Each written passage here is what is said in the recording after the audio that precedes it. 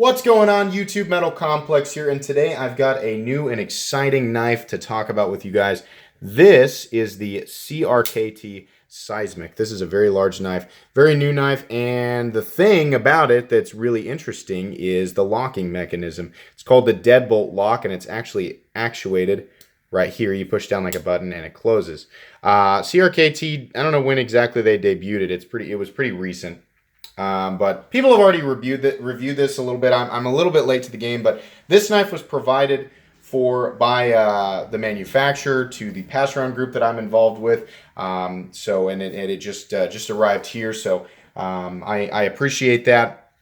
As always, I'll try not to let that affect my review. This is a very interesting knife. The locking mechanism is very interesting, and they're claiming it has insanely high strength, which I watched a video of disassembly from JT's Knife Life. If you have not checked out his channel, you should check it out. It's an awesome channel. I will link his disassembly video of this knife in the description so you guys can get kind of an in-depth look on the inside of this. But essentially how this works here is there are two tangs that run from this side of the knife through. The first tang that's attached to that steel plate runs all the way through the liner, the blade, and into the other liner over here. And then the second tang, the way that I understand it, runs through the liner and the blade when it's locked out. And then the disengagement thing is this this button right here, which you can use to, if you're better than me, you can use it to swing the knife shut. I did it just a little bit ago. There we go. You can actually use it to do that if you want to. But if you want a better explanation of exactly how that works, go check out that disassembly video. It's very informative. Anyways, let's go ahead and get some measurements here because this is a very large knife. You might be wondering, hey, Metal Complex, where is your unboxing in this video? I'm an idiot and I screwed it up. That's what happened to it. So, anyways, overall length of this knife coming in at 9. Gosh, is it really? It's 9¼ inches overall. This is a big knife. Let's move this over here and measure the blade. Total blade length from tip to scale is 4 inches. You can see there, but the actual cutting edge, it's looking like, well, it's over 3.5, 3.75 inches on the cutting edge. You have kind of a choil there. We'll talk about that. Let's do some size comparisons here. Okay, so up against the Ontario Rat Model 1. Rat 1 coming in at 8.6 inches and is dwarfed by the Seismic. The Spyderco Paramilitary 2 coming in at 8.3 inches overall, also dwarfed by the Seismic. Moving down to the Benchmade Griptilian, or in this case, the Ritter Hogue, 8 inches overall on the Ritter Hogue. And how about the Spyderco Delica? Spyderco Delica coming in at 7 inches overall and is, of course, also dwarfed by the massive size of the Seismic. Let's go ahead and weigh this knife here real quick. Let's see if I can whip this shut again. No. I'm not demonstrating the action very well. The action's actually very good on it, but I'm a newbie to this knife. I need to replace the batteries in this scale so that you guys can see what we're looking at here with weight exactly. Okay, overall weight, if you can see that, 6.38 ounces. How about on the other side? 6.35 ounces. So a little bit over 6.25. That's heavy, but it's not the heaviest that I personally have ever carried.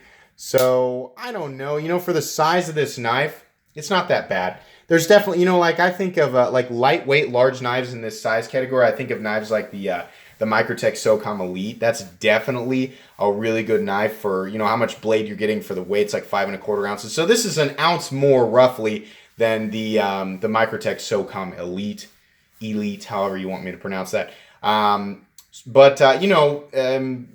guess I'm speaking to people who are in the market for a very, very large knife. I don't think that 6.25 ounces is that crazy. Now for EDC, that's an entirely different question. Let's go ahead and move on here, though. So the blade steel on this, if I remember correctly, I think it's 1.4116 is the name of the blade steel. I may have that incorrect. I may actually get all the way through this video and go look it up and go, oh my gosh, I messed that up. But it's some numeric sequence with a decimal in there. There's not a lot of information on this steel, so I'm not going to go in too much depth there. You will notice if you look this knife up on Blade HQ, number one, you'll see that it is not USA made. It's made in China. Number two, you'll see that it runs about $119, which we'll also talk about. You'll see that blade steel, and then you'll see the Rockwell. I think the Rockwell hardness of this steel is 54 to 55, which is actually, that's one of the lowest Rockwells that I've seen on a modern tactical folding knife in this price range. In fact, I think it almost is. The Rockwell hardness on some of those saltwater steels is pretty low, but that is a very low Rockwell. So here's what I understand about the steel. It's extremely stainless. It sharpens up well. Probably doesn't hold an edge very long. It's a German steel, and I don't think it's powder metallurgy. I think it's an ingot steel. I don't know. I don't know anything about the toughness or abrasion resistance or anything like that. And I also don't know why CRKT chose to use it on this knife. So I'm not going to go in depth there. Your benefits, obviously, it's gonna resist corrosion really, really well, and it's gonna be very easy to sharpen. Moving on here, here's what we've got. We have this sort of upswept, kind of a scimitar style blade shape here, moving up like this. So I don't want to call it a drop point. You've got lots of belly.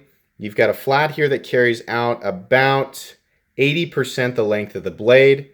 You've got a reasonably, not too thick, not too thin blade stock with a tip that carries its thickness out all the way to the edge or all the way to the tip. So it looks to be plenty strong. You've got a nice swedge there up top. This is a satin finished blade. You can see the grind lines in there actually look really, really nice. Truthfully, this is one of the nicest looking blades from CRKT that I've ever seen. The cutting edge looks to be symmetrical and even on both sides. It looks really, really nice. You have a little bit of what could be considered a choil down here. In fact, there's actually plenty of room for your fingers. So yeah, I will call that a choil. You can see we've got some massively oversized, or not massively oversized, just oversized thumb studs that do work really, really well as a deployment mechanism for the knife. So that's nice. They also act as bracing lugs for the frame. You can see there they kind of fit into those slots like a Rick Hinder XM18. Blade play up and down is very solid. Blade play left and right is extremely solid. So as far as my initial impressions of the deadbolt lock, which is really all I can judge it on, is does it lock up solid? Yes, it does. It looks as if from the disassembly video I watched on JT's Knife Life, it does look like that system will hold the blade firmly in place. In fact, the words directly from the original video that I watched on how it works was from GP Knives, and their description of it was the only way that the blade could fail, or for that locking mechanism to break, it wouldn't fail. It would actually, the knife would break, and the blade would have to shear off both of those tangs for that to happen. So essentially, an inhuman and completely unnecessary amount of force would have to be applied to the knife in order to get the lock to disengage. So it sounds like the lock is pretty amazing. I'll tell you what I like about it is the fact that it's disengaged by this large button here. That I like that. My thumb likes to push that, you know, in the sense that, you know, we as humans enjoy just pushing buttons. That's kind of fun. The fidget factor on this knife is cool, and just the fact that it's this big large button that's right there, the way that your hand, you know, or the way that this knife falls naturally into your hand, that button is reachable by your thumb really easily, but it's also completely out of the way, in my opinion. There's no reason to have your thumb here, you know. Well, some people I'm sure would find an ergonomic reason to place their thumb here, in which case I wouldn't recommend it because you could actually disengage the lock. But for the ways that I generally hold a knife, here or here, and the button is completely out of the way of your hand. So I think that's really cool. We'll talk about that some more. Let's go on and talk about the knife here. You've got G10 scales with a large scallop right here that's just kind of allowing you to get in behind that thumb stud. And that that cutout actually works really, really well. It does allow you to get in there nicely. You've got a little tiny screw back here holding the scale onto the steel liner. Moving down here, for whatever reason, they decided to put a line there and divide it. I don't know that it's necessary. It's kind of a completely unnecessary line, but whatever. It's not hurting anything. Another little teeny tiny Torx head. Moving back here, you've got a screw for the other side for the pocket clip to be mounted. So this is a left or right-handed tip-up carry knife, which is nice. You've got a backspacer back here, which is made out of what I assume is aluminum. I have no idea what that backspacer is made out of. It's definitely, I don't think it's plastic, but there's a backspacer there, and the backspacer has 2 different sized holes for your lanyard. I kind of feel like that's unnecessary and kind of crazy. There's a lot of space back there that's taken up by that, but on the other hand, I don't know what else really they could have done there. I'll talk about that with the pocket clip. Flipping the knife over, you can see here we've got a nice small deep carry pocket clip. The angle that it hangs in your pants is like this. If we had more handle here or more mounting room for the clip, they might have been able to make the clip a different shape, maybe a little bit longer, put it in a different position. They would have been able to do all those things, but the other question is that necessary, or does the knife need it? Not really. Only this much of the knife is showing out of your pants, and that's kind of nice. The clip could be a little bit long. It looks a little bit out of place with the knife, but not really. So I don't know. I don't know if I have a whole lot to complain about here with the backspacer. It looks okay. It doesn't look perfect with the knife. It looks okay. I don't have a big problem with that. All of this could be different, but would it serve a substantial enough reason to be different for it to be changed? I don't really know. So that's about all I have to say about that. The liners are or quite a bit thicker than normal steel liners that I generally see. Actually, you know what? I'm saying that, but let's compare them to the liners on. Yeah, you know what? They're about the same thickness as the liners on the Ontario Rat 1. So I don't know why I'm thinking they look so thick. Maybe it's because the overall thickness of this knife is kind of crazy. The Rat 1's a pretty thick knife. Seismic is definitely a thick knife. How about compared to the PM2? Yeah, definitely thicker there than the PM2. So this is a thick knife all the way around. But, you know, the knife is large, comes in at 6 1/4 ounces. It's thick. It's not Medford thick. But just to give you an idea there, I would definitely call this a thick knife. Okay, so moving back to this locking mechanism here. Obviously, you can see here that the adjustment and disassembly point of the pivot of the knife is actually right here on the button.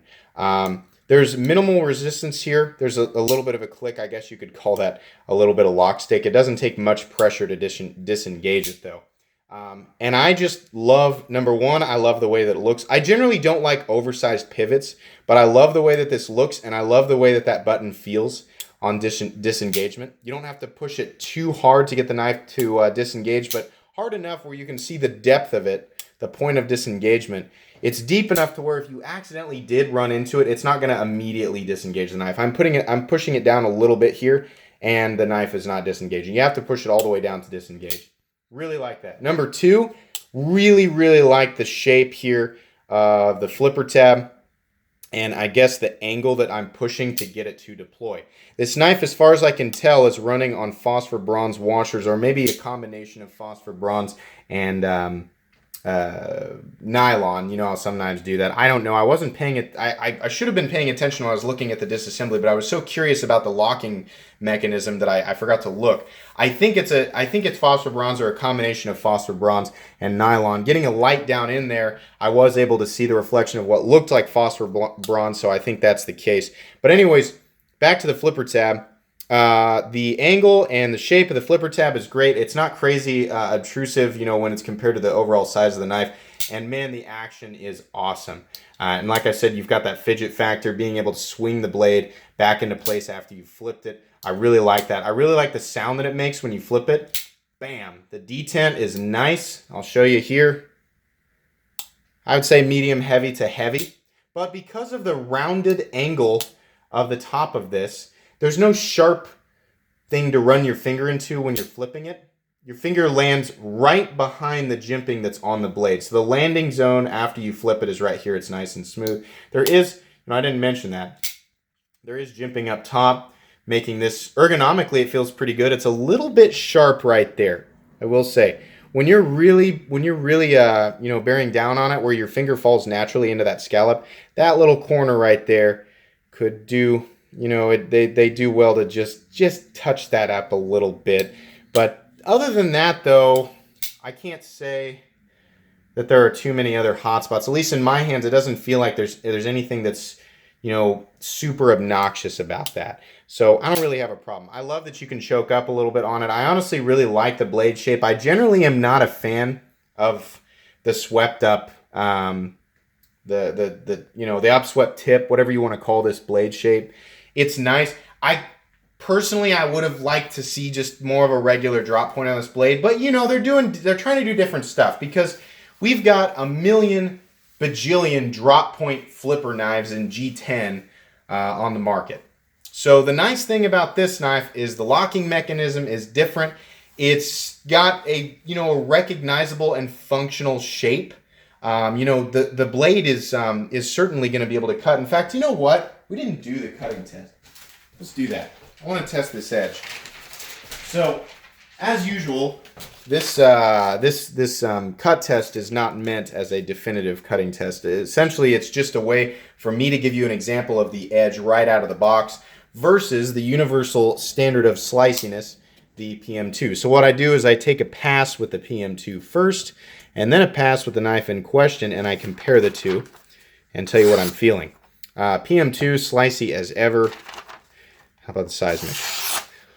Also slicey a little bit. I think that might have been the curvature of the blade. I'm using a little bit different paper here. I found some thinner paper than what I've been using because I think it'll be easier for me to detect imperfections in the edge. So let's try this one more time here. Getting caught up a little bit there, but it is definitely slicey. I'd say it's about maybe 75-80% what I'm feeling in the PM2. So the edge, it feels thicker, but I mean, as far as like the task that you're likely going to be using the Seismic for, I'm sure it's going to do just fine. From what I understand, sorry for yelling across the room. From what I understand about just handling this thing and watching some disassembly videos and taking a look at the lock and, just overall, thickness of the blade, the thickness of the tip. Honestly, I would classify this as a hard use folding knife. And I don't know much about the steel. That's the only thing holding me back a little bit. Like I said, your benefits are in corrosion resistance and ease of sharpenability. But this is a knife that I expect people to buy if they want to beat on. If that locking mechanism is built as tough as they're suggesting it is, then you probably can go out and use this thing pretty hard. Reservations that people are going to have using this thing hard is the fact that it costs $120. And that's kind of the downside for me. It's made in China, it's $120, and it's made with a steel that I don't think a lot of people know a whole lot about. I don't know what the deal is with that. For me, personally, here are the things that I would change about this knife. I would rather this blade be in like 154 cm or CPM 154 or even D2 for this price range. I don't know about that price. I'm okay with the knife being made in China. I don't know what I think about that price and where they're getting that number. Maybe just for the new locking system. So give me one of those steels, bring the price back to maybe $99. I would change the blade to a classic drop point blade, and I might get rid of this crazy backspacer and just a simple lanyard hole, and then bring the scales back here a little bit. And maybe, me personally, I like this clip, make it a little bit longer and make it hang straight. That's just me. Those are little things that I would change. That's not necessarily going to be true for every single person, or a change that every single person can benefit from. That's just what I want to see. If that were the case, I would be extremely interested in this knife for myself. I think it would be really cool if they made a smaller version of this, given that this one's like 9¼ inches. I'd like to see a version of this that's like 8 inches or 8¼ inches. Or maybe, you know, some people are going to want it even smaller than that. What I am definitely excited about when it comes to this knife is the fact that this locking mechanism, you know, I like it. It's got the fidget factor. It makes me trust it. It locks up solid. It's fun and it's in the right place.